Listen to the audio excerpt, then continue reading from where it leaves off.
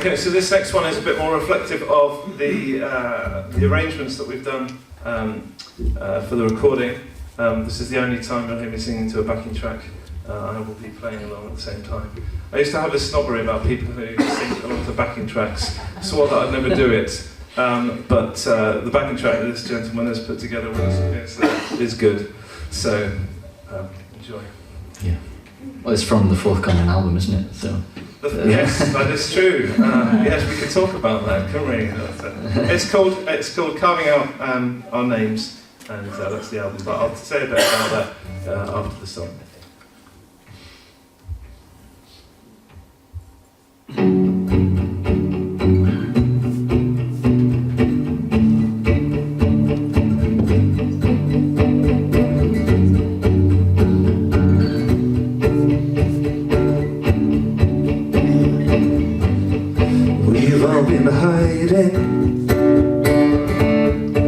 Since the day we took that bite, eyes wide open, yet losing all our sight. Could we put the clock back? Did we journey down the wrong track? If we reap what we sow, what kind of harvest would we know? Nothing that's hidden won't be disclosed. Nothing in darkness won't be exposed.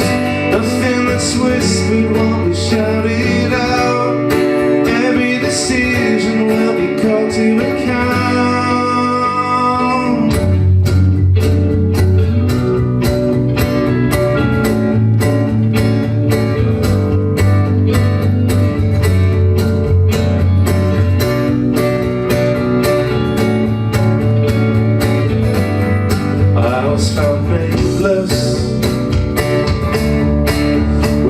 Heartbeat made for home, weary and restless, distracted to the bone, but haven't put the clock back. When I journeyed down the wrong track, if you reap what you sow, what kind of harvest would you know? Nothing that's hidden won't be disclosed. Nothing in darkness won't be exposed. Nothing that's whispered won't be shouted out.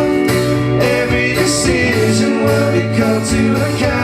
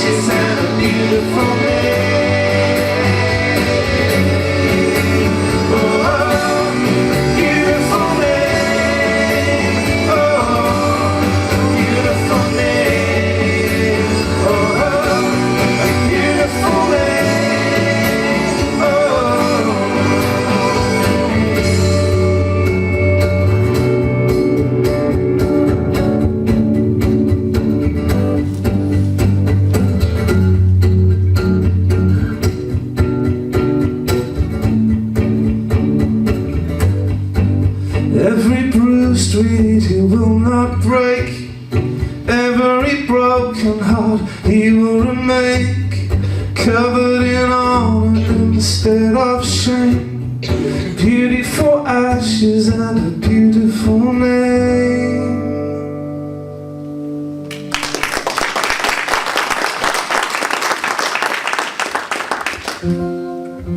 Was that loud enough for you? That's woken you all up, isn't it? Okay, so the album that I was working on is called Carving Out Our Names. And really it's about the ways in which we, you know how someone kind of carves the names on a tree, you know, Johnny loves Joe, or whatever. And it's kind of with the heart and all of that. And there's lots of different ways that we, in our lives, kind of try and carve out our names, leave our mark, or have a sense of saying, this is who I am. Look what I've done, look what I've achieved, look who loves me, look, you know, show that. That's what we do on Facebook, that's what we do on social media. We're carving out our names all the time. And a lot of that stems from this sense that we don't really know that we're valued by God. And one time I heard a story about a symptom of this, and a story of a girl who had been self-harming, and she, you know, for many years, and she became a Christian. And one day she went along to church, and there was a scream from the toilet, and this girl came running out, and it was during one of the worship services, and she ran out and said, "They're all gone." What do you mean they're all gone? All the scars have gone. And God had done this amazing miracle of this girl's life. And as I heard about this story, it just really impacted me. I thought I just reflected on her story, what led her to that point, and all the words that perhaps were spoken over people that just were fighting against this narrative of the world that says we're all accidents. You know, that we're not really truly valuable. You have to make your own value. That's the kind of the narrative of our secular society, and as we kind of hear those thoughts of you're worthless, you're not worth anything, it kind of compounds things in our lives and can be really damaging. But into all of that situation, there is another one who has scars, and that's Jesus, and he went to the cross, and his scars tell a different story. His scars say not you're worthless, but you're precious. And so this song is really a story about that girl, although I don't even know who she is, I don't know her name, I just heard the story and it impacted me. And so this is called Carving Out Her Name.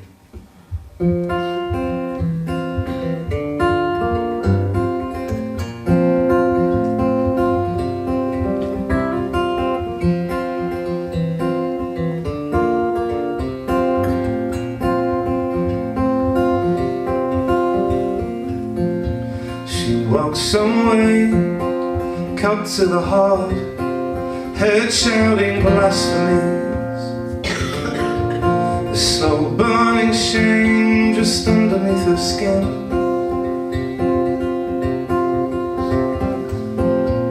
A voice fans the flame, whispering her name, it's true you are worthless. She swallows down the pain, the world turned grey. She's carving out her name, encircled with her shame. Will this ever end?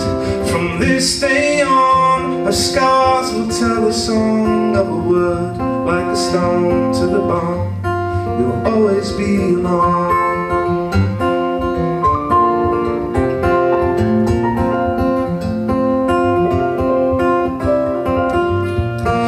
Time moves along, habits die hard, words die even harder. Yet learning now to medicate the pain.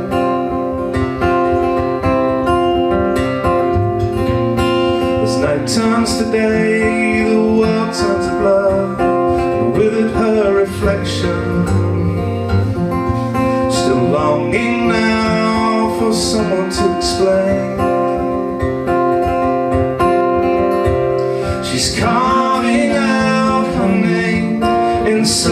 with her shame. Will this ever end?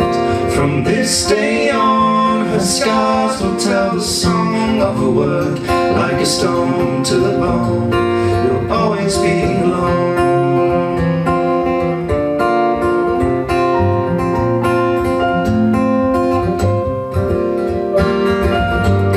He walks away, heart on his sleeve, speaking words of hopefulness, a slow burning love rushing through his veins. His voice heals the pain, whispering a name. It's true that you are precious. With scars of his own, the light shines through.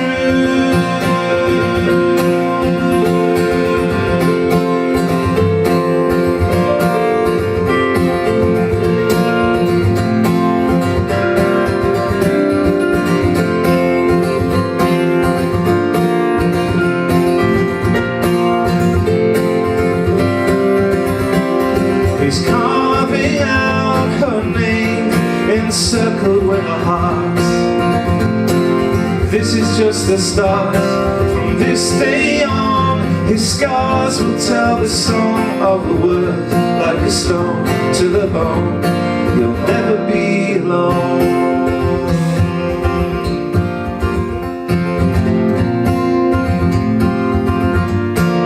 Never be alone.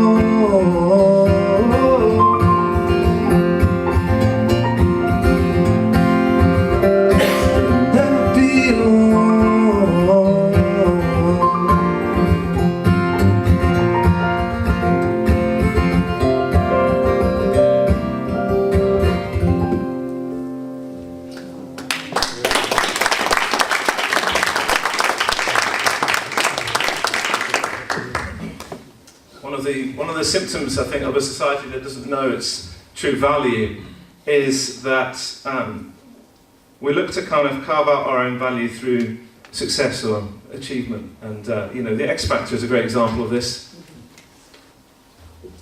It's not that long ago that my mum said to me, "Mark, it's not too late, you know. You can have a go. You can do the X Factor." And yet, just think of all these poor people. They're kind of like they're lining up. You know, thousands upon hundreds of thousands of them, just wanting that moment of validation.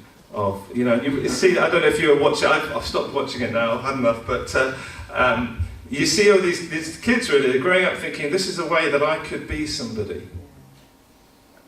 You know, you hear those words, don't you? If I do this, if I do well here, I'll be somebody. And what you want to say is, well, you already are somebody, but you don't know it. And that is the message of the Bible, is that there's a God that says you're not an accident. Maybe you're valuable. You're important. And so this kind of song rose out of just imagining that I was doing an X Factor audition, and it didn't go very well.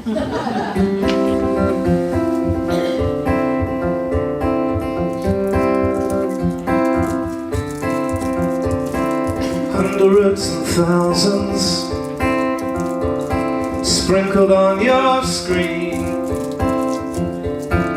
multicolored faces scattering their dreams, hungry and hopeful, longing just to sing away the question.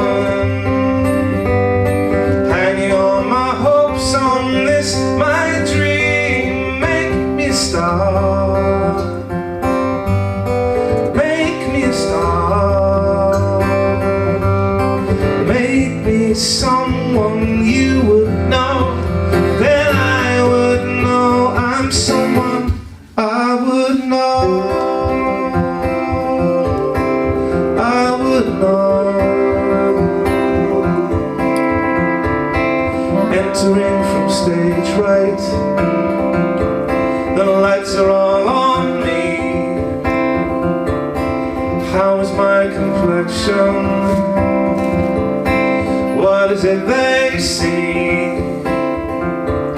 sound is unforgiving, but still I have to sing.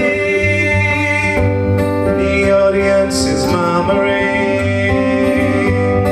Now I'm just a puppet on a string. Make me a star. Make me a star. Make me someone you would know. Then I would know I'm someone I would know. I would know. I would know. I would know. Make me a star. Make me a star. Make me a star.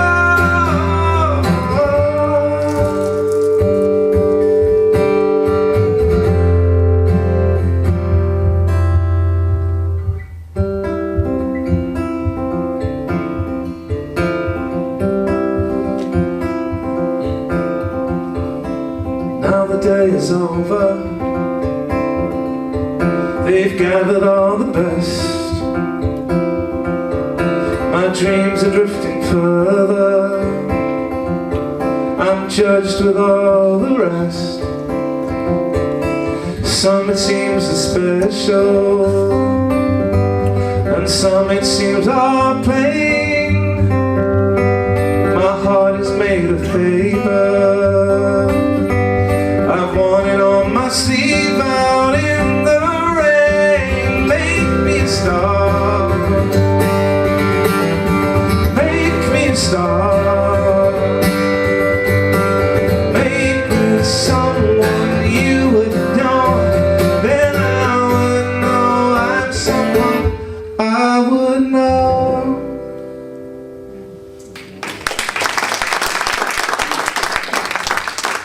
The irony of that is that my kids sing some backing vocals on that song, and they don't get the irony. They're like, make me a star.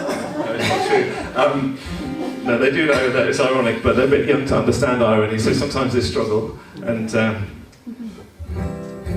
it's interesting if you start pulling on a thread like value, like where do we get our value from? Some threads, they just kind of pull out and they're gone, but other threads you just pull and you pull and pull, and everything kind of unravels. And this is one of those values, that one of those things that if you get to the heart, you ask the question, why are we valued? Why are we valuable? And you pull that thread, you start to realise that it gets right to the heart of who we are and how we live, and it impacts every part of our lives. And in the Bible you read about how the disciples were really, they didn't get this either. And in Mark chapter 10, you get two disciples that basically they want the fame, but it's kind of like a religious fame. They want to be, one of them wants to be on the right hand of Jesus and the other one on the left hand of Jesus. They want to be like, if Jesus is the most important person in the universe, they want to be number 2 equally. They're twins, and James and John, and so they kind of like, they want to be either side. And obviously this means all the other disciples, they're pretty cross about this, because they want to be there as well, and they're really annoyed. They didn't think of the idea of asking Jesus first. It's like, and so they're kind of, have you ever had that experience where someone has a really good idea that's slightly selfish, but you wish you'd thought of it, and now they're ahead of you? It's like, how do I get back? And so they're having this little Barney between them, they're having this little argument, and this is what Jesus says. I'm going to just read some verses from Mark chapter 10. It says, Jesus called them together and said, "You know that those who are regarded as rulers of the Gentiles, that is, of those who weren't Jews, lord it over them." They love to be in charge. They love to be important and great. "And their high officials exercise authority over them. Not so with you. Instead, whoever wants to become great among you must be your servant. And whoever wants to be first must be slave of all. For even the Son of Man," he's talking about himself there, "did not come to be served, but to serve, and to give his life as a ransom for many." And it's one of those moments where you think, okay, if I need to create my own value, I'm going to be looking to be more important than other people, aren't I?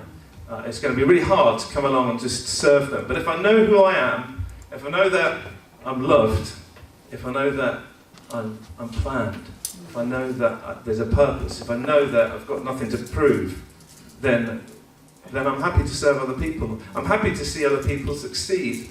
But so often when we see other people succeed, there's this tug of jealousy. There's a tug of, I'm happy, but I really wish that was me instead. And it's because we've just kind of perhaps not grasped this sense that we are truly valued by God. And Jesus was totally secure in who he was. This guy, he's the ruler of the universe. This is kind of the most important person that's ever lived. And even he said, well, I didn't come so everybody could serve me, so that everyone can see how great I am. I came to serve you. And actually to do something for you that you couldn't do for yourselves. That is to die on the cross for you. And so when we feel that kind of pull to make our mark, to prove our worth, there's lots of ways we do that, especially do it for our dads. Sometimes we like to show them that we've done something. Look what I did. And get a medal, set a record, win a prize, climb a mountain, whatever it is. But when you know that you have nothing to prove, you're free to pursue a different kind of greatness. The kind of greatness that Jesus talks about, where he says it's about serving other people. And Jesus modelled this in the most powerful way, didn't he? That he even gave his life up for us. So greatness to him means laying down his life. And so this song that we're going to sing now really retells the story of what it must have been like to be among one of Jesus' disciples in that moment. And Jesus says, listen, you don't understand. I'm going to be lifted up. I'm going to be up there, but it's going to be on a cross. It's not going to be the kind of fame that you think. And if you want to come with me, that's the kind of fame that I'm talking about.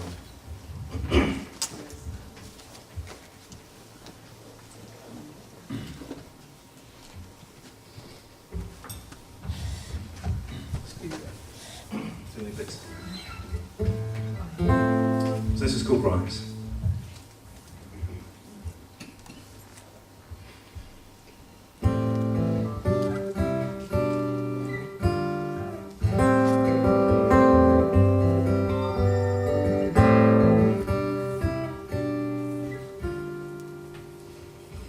An air of wonder filled us as we walked with him that day. Some had followed fearful, all of us amazed. We'd seen the wealthy humbled and the humble lifted high. Still his words to us were mystery as he took us to one side, saying, do you understand? The time is now at hand for me to leave.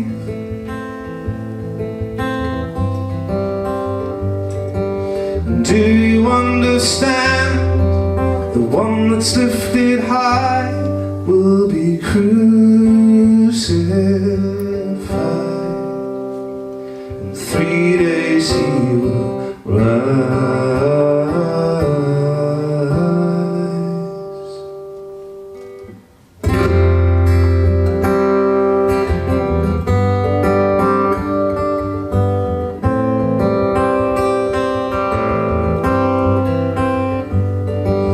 Two of us stand boldly, sidle up to him, like a beggar to a rich man, like a peasant to a king, filled with blind ambition that he has to share his crown. You don't know what you're asking, can you lay your bodies down? Or do you understand? The time is now at hand for me to leave.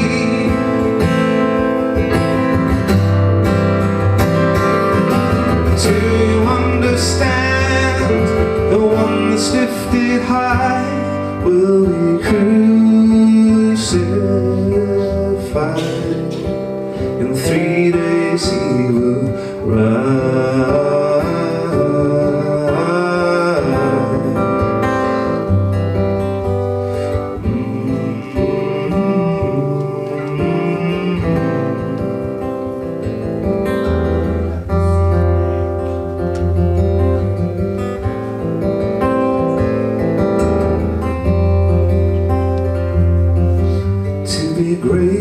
must be selfless and the greatest slave of all, laying down our honor to honor one and all. As the Son paid our ransom, embracing all our scorn, trading all his riches for the nail and the thorn. Oh, do you understand? The time is now at hand for me to leave. Do you understand? The one that's lifted high will be crucified, will be crucified. Do you understand? The time is now at hand for me to leave. Do you understand? The one that's lifted high will be crucified.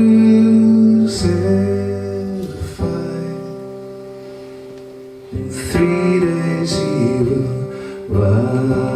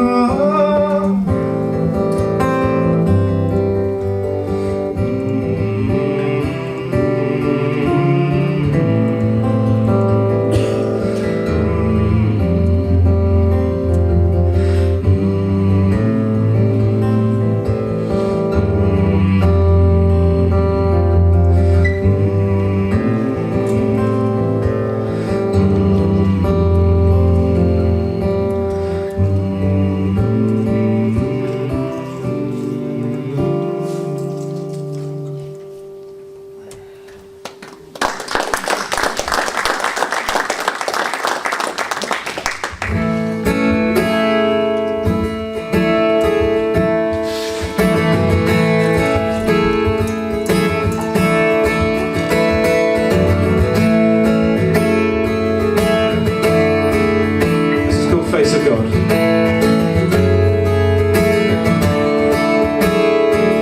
If God made light, not light of you, if your wisdom's work, not chances full, why would you try to prove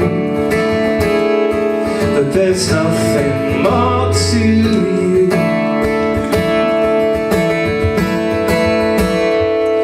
If God made time, time and space, not void of rhyme, not void of grace, the spark that gives the fuse is a flame that warms you through.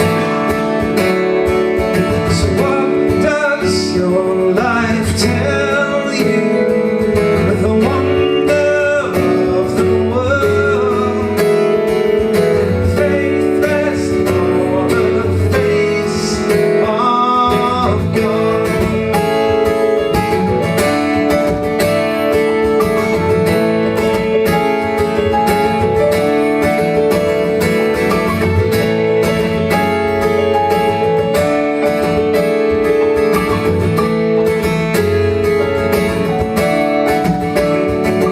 As rain falls down, soaking through like floods of tears, like land made new. Why does the sun revive